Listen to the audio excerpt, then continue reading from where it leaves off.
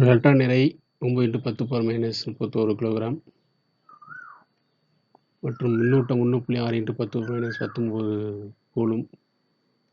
திசைவேகம் வந்து c ஒளியின் திசைவேகம் c/100 திசைவேகத்தில், அதாவது திசைவேகம் 100 வேகத்தில் இயக்கத்தில் உள்ள போது அது இயக்கலை செங்குத்தாக உள்ள 9 × 10⁻⁴ டெஸ்லா உள்ள காந்தப்புலத்தில் அந்த எலக்ட்ரான் நுழையுது. அது 10 காந்தப்புலம் பியில் வந்து அந்த எலக்ட்ரான் வந்து செலுத்தப்படுகிறது.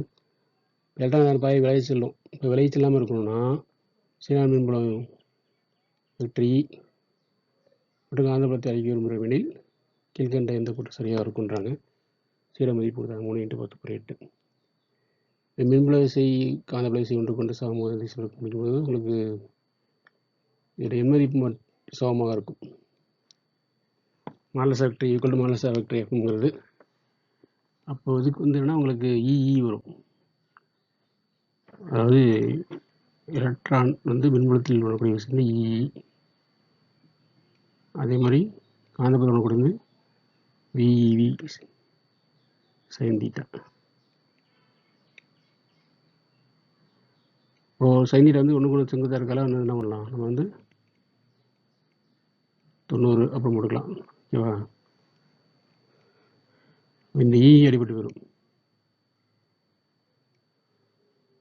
இ அடிபட்டு போயிருது. அப்போ என்ன இருக்கும், ஈக்குவல் டு இவி sin θ. அந்த விங்கிறது வந்து ஸ்மால் விங்க. வியோட மதிப்பு c/100 கொடுத்துருக்காங்க.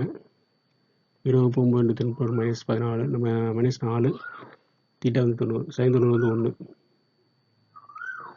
அப்போது இது 3 × 10⁻8 சீர மதிப்பு. இப்போ 3 9 27 வந்துடும். இங்கே 10⁻8 10⁻4 10⁻4 வரும் பை 100ங்கிறதால 10⁻4 10⁻4 உங்களுக்கு வந்து 10,000 10,100 வகுத்தோன்னா 100 தான் வரும், மேலே 100 வரும். அப்போ 27 × 100 அல்லது 27 × 10² வோல்ட்/மீட்டர். அப்போ வந்து இ என்பது எனது பிக்கு செங்குத்தாக இருக்கும். அதே மாதிரி 27 × 10⁻2 வோல்ட்/மீட்டர் அல்லது வோல்ட்/மீட்டர் அளவுக்கு அந்த ஈயோட மதிப்பு இருக்கும். ஆக ஆப்ஷன் 2 தான் எனது சரியான விடை. ஆப்ஷன் 2ல் தான் வந்து வெக்டர் இ மற்றும் பி செங்குத்தாக இருக்கும். அதன் மதிப்பு என் மதிப்பு 22 10² வோல்ட்/மீட்டர் கொடுத்துருக்காங்க. நன்றி.